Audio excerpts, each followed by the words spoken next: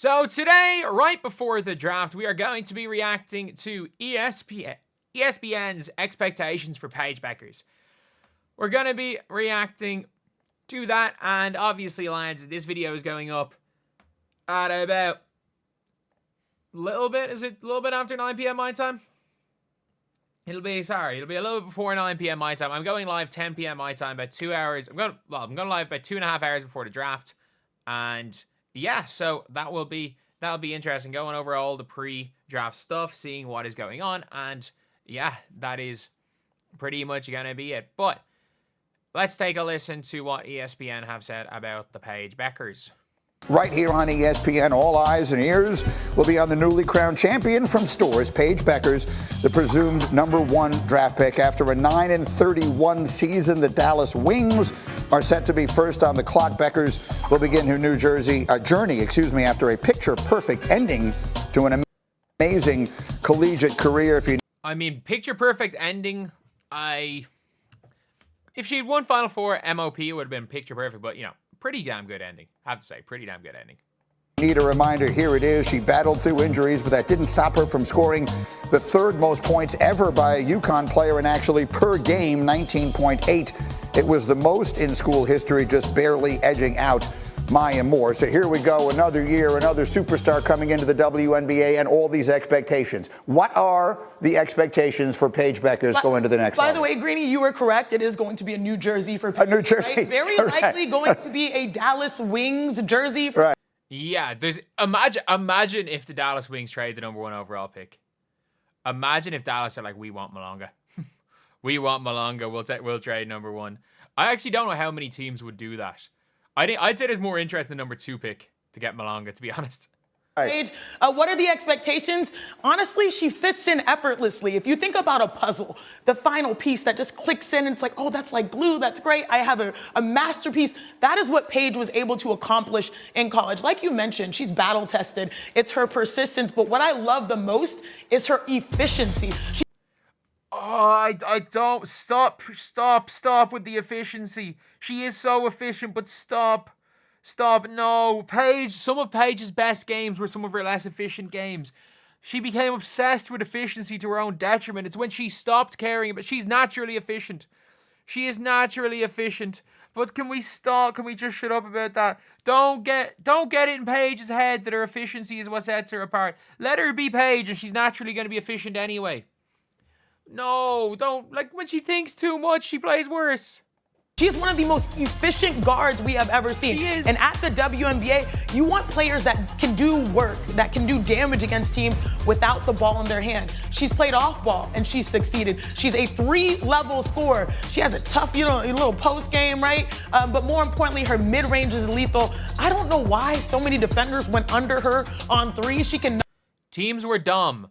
Do you not remember UCLA literally not guarding Juju Watkins? But the reason why teams went under screens on Paige was up until the tournament, she was a historically bad pull-up three-point shooter. So which is why teams went under the screens. And it actually worked for quite a while.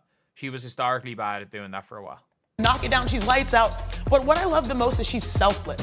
Like, she makes her teammates better. She helps others lead. And when Gino said, we need great games, we need great performances, we need you now, she just delivered in the biggest ways. 30-piece, 40-piece, 30-piece in the tournament. But most importantly, she cut down the nets. And I believe that in her future, that's in her cards as well in the WNBA. And so for the second straight year, we have these incredibly famous players coming into the league.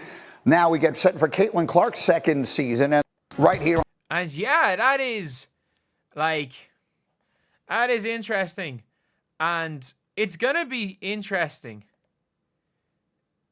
when it comes to the Dallas Wings. And I actually think if you're Paige, it's better off that she's gone to Dallas than if she's gone to like a Golden State. I think a Seattle would have been perfect, but like she's playing beside Enrique, so she can fit in. She can fit in rather than fit out.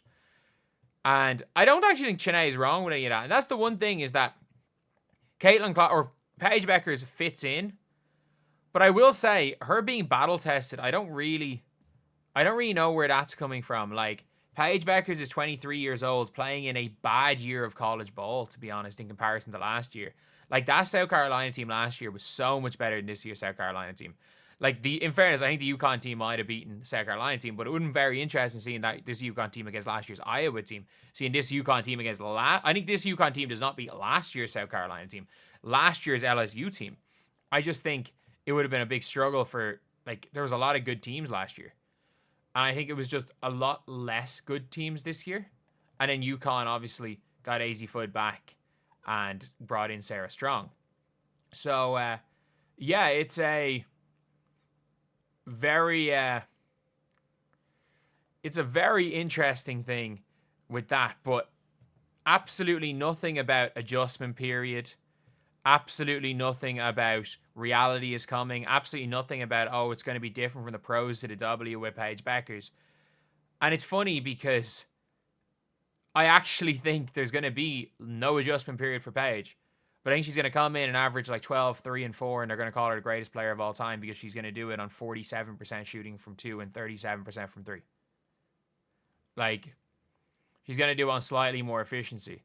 She's not going to be double teamed. She's going to shoot open shots. She's going to be like your absolute juiced up version of JC Sheldon in that role. And she's going to shoot some open shots because this team, to be fair, this team last year literally shot the ball within 5 seconds every shot clock. It was hilarious how quickly this team shot the ball. But she's going to be doing a lot of watching Enrique. We can be honest. You're going to be doing a lot of watching Enrique. But it is hilarious, though, that it's like last year everything was about there's an adjustment period. This is the pros. This is the highest thing. And these same people are basically not saying that with Paige. And it's going to be even harder for Paige because Paige has come from a UConn system where she fit into the system. I would be interested to see if Paige tries to fit out because I think she has that ability to fit out. But I think she's going to just fit in. And like, this is a new coach. She's not coming from a well-oiled machine in UConn. She's playing with Arike Agumbawale, who is the opposite of a system player. Like, it's hard to play beside Arike. It's not easy, like, especially to win beside Arike. But everything talking about an adjustment period, this and that, not one word of that for Paige Bueckers. And it's mad. It's absolutely mad because they did nothing but downplay a player that ended up first team WNBA. And now you're seeing them talking about a 23-year-old playing 18-year-olds as just battle tested. I'm like, in what way? Like, she played with a bunch of 5 stars and won a ring in college. Okay, like, okay, like, you're not battle tested. Like, the most battle tested player in this draft is the player who's played in Euro Cup semifinals, the player who played in an Olympic final, and it's Dominique Malonka. She's 4 years younger too. But yeah, it is an interesting one. And honestly, I think this is good that they didn't, not that they're not even making the mistake again, that, like, I don't think any player, any draft pick should have to go through the crap that Caitlin Clark went through last year. So I think it's actually good that they're not subjecting Paige Bueckers to that. Obviously, some people that are fans of Caitlin Clark are saying it like, oh, Caitlin went through this, everyone should have to, but, like, that's not to, like, in everything in life, the people, like, it's always people like, oh, we had it hard, these new people need to have it hard too. It's like, that's not a good way to be. Like, the reality is that it's actually a positive thing. It's a positive thing. They're talking about the positives of Paige Bueckers. They're talking about the positives of freaking Malonga. They're talking about the positives of all these players, what they bring, and not try to tell them that they're not going to be good just because, you know, the level's a step up.